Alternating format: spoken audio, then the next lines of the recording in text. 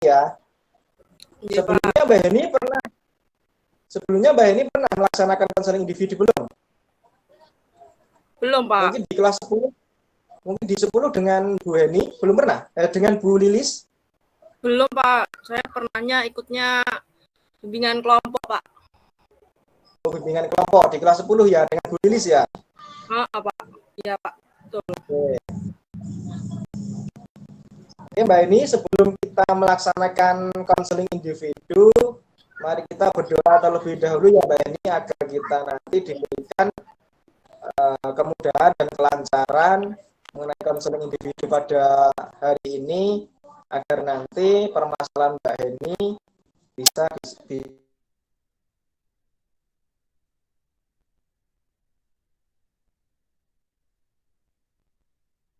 Iya, Pak. selesai.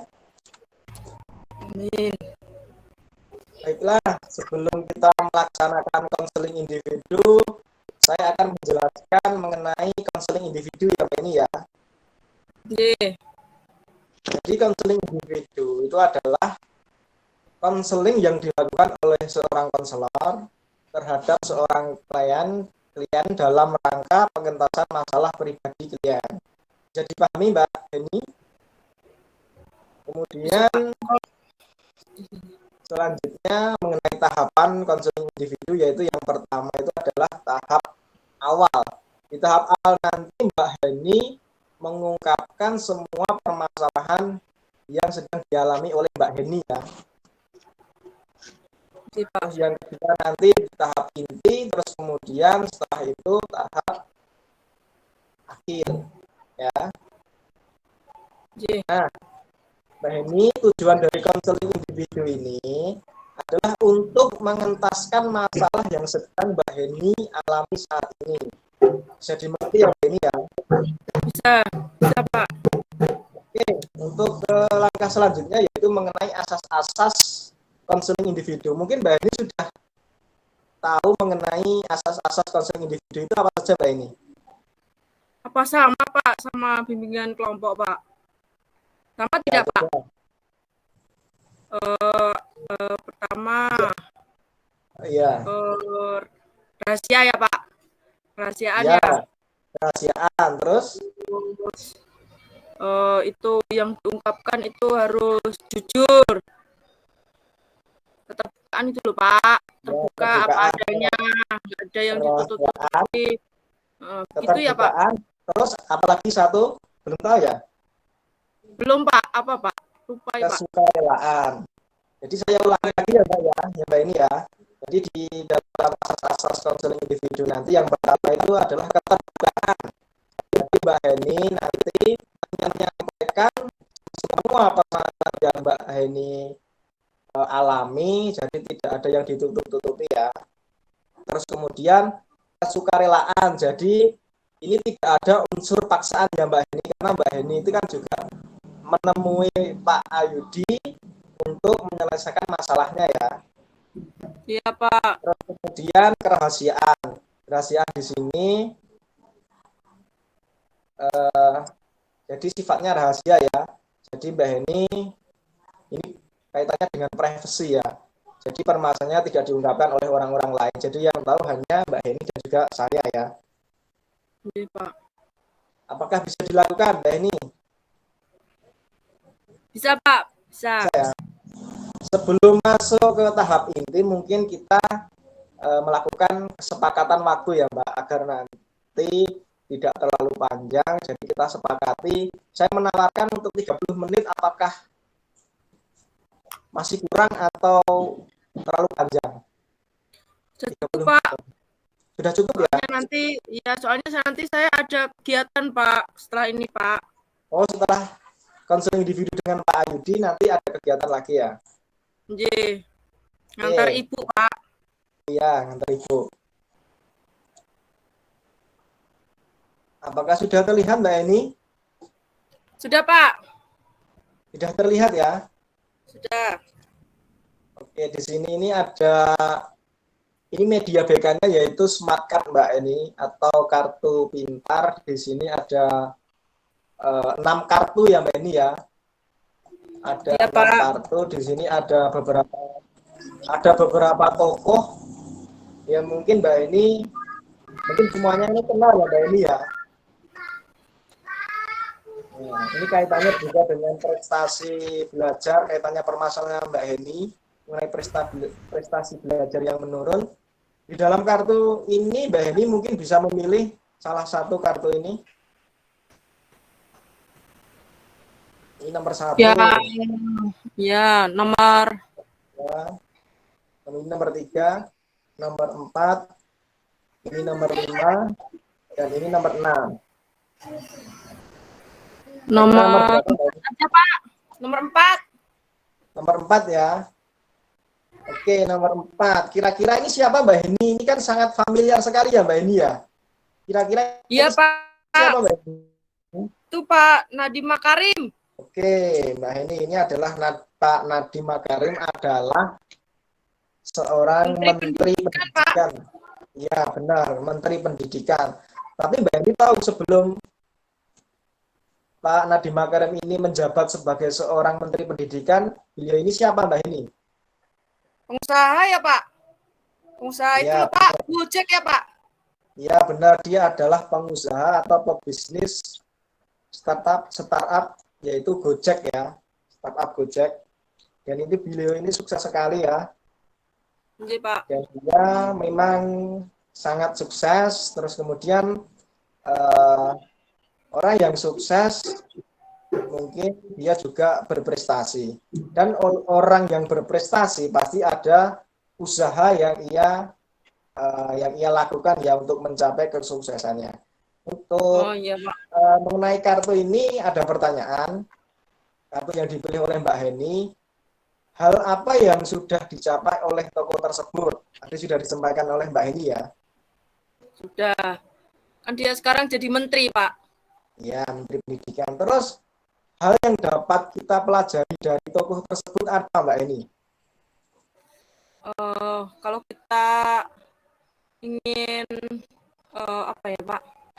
Seperti kita harus punya mimpi, Pak. Kan kalau Oke, kita punya mimpi harus dikejar, Pak. Gitu, Pak. iya benar. Jadi kalau kita punya mimpi, kalau kita itu punya harapan, keinginan, pastinya kita kejar. Terus kemudian ini kaitannya dengan permasalahannya Mbak Heni ya, mengenai prestasi belajar yang turun. Tadi saya sampaikan juga bahwa orang yang sukses itu pasti orang yang berprestasi. Orang yang berprestasi pasti dia melakukan usaha untuk eh, mencapai prestasi tersebut. Nah, mengenai permasalahan yang dialami oleh Mbak Heni kaitannya dengan prestasi belajar, apakah sudah ada usaha untuk menyelesaikan masalahnya Mbak Heni? Untuk berpikir inisiatif lah mengenai Belum, Pak. permasalahan. Belum pernah ya. Jadi Mbak Heni itu setelah nilai rapotnya itu turun, prestasi belajarnya turun, itu Mbak Heni shock gitu ya. Jadi nggak melakukan usaha kedepannya untuk lebih baik lagi itu tidak ya. Belum ada Belum, usaha ya. Pak. Belum, Pak. Oke, ini kaitannya dengan media BK dan juga permasalahannya Mbak Heni bahwa Mbak Heni ini kan belum melakukan usaha apapun untuk menyelesaikan masalahnya. Jadi intinya di sini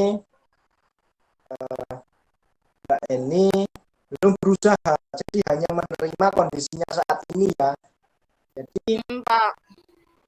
Mbak Heni itu cuma diam, tidak melakukan apa saja dan meratapi nasib.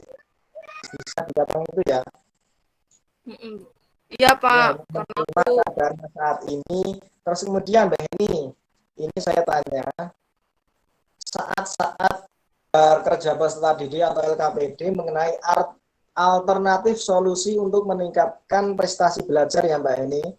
Nanti iya, ini Pak. akan saya kirim Japri WA ya Mbak. Iya, Pak.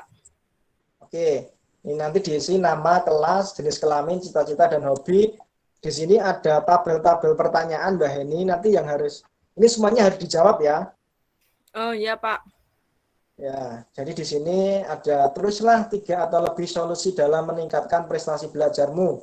Nanti Mbak Eni tulis di sini, terus kemudian selanjutnya pertanyaan selanjutnya mengenai tulislah satu keunggulan dari solusi yang ada. Terus kemudian apakah ada kelemahan dari solusi ini? Terus kemudian tulislah kata terakhir dari solusi tersebut. Dan yang terakhir, tulislah langkah atau rencana untuk mengimplementasikan solusi tersebut. Ya. Ini sudah paham ya Mbak Heni ya? Nanti saya Sudah, kirim Pak. via Japri ya, WA ya. Ya, Pak. Ya. Ini dikumpulkan besok ya Mbak Heni ya. Iya, Pak. Lewat chat juga, Pak. Oke. Atau ke sekolah, Pak.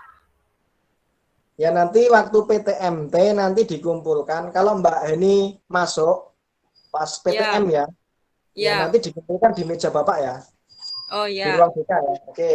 Terus kemudian Mbak Heni, ini ada lagi eh,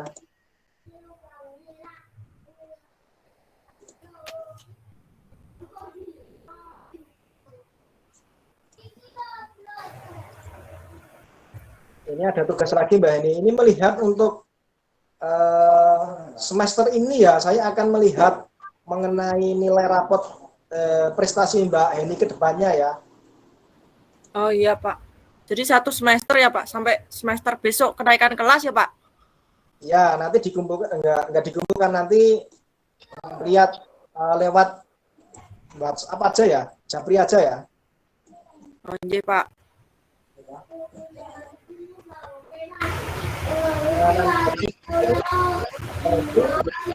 Buatlah tabel prestasimu. Jadi prestasi apa yang diperoleh oleh Mbak Heni, ini ada nomor, tanggal kegiatan, jenis kegiatan atau lomba atau tingkat. Saya rasa kemarin Mbak Heni mau mewakili sekolah lomba apa ya? Kemarin saya dengar. Kimia, Pak. Oh, KSN ya? KSN Ya. ya? Iya, Oke. Pak. Oke, nanti ditulis di sini, nanti tingkat apa, juara keberapa, nanti akan saya lihat juga rapotnya Mbak Heni nanti, apakah ada perubahan di rapotnya Mbak Heni. Terus kemudian Mbak Heni, ini waktunya sudah melebihi 30 menit ya Mbak Heni ya? Oh. Iya, Pak. Berhubung ini sudah melebihi waktu ya Mbak Heni ya, mengenai konseling individu hari ini, jika, halo Mbak Heni? Iya, Pak. Saya ada, Pak. Heeh.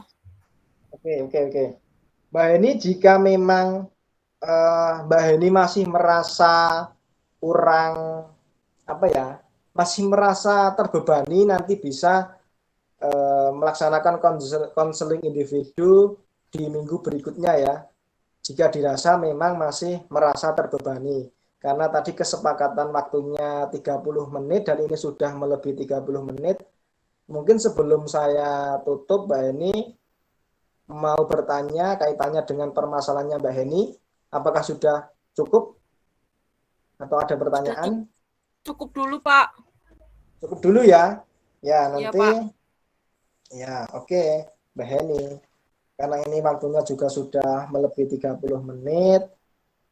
Terus kemudian konseling individu ini saya tutup ya Mbak Heni ya.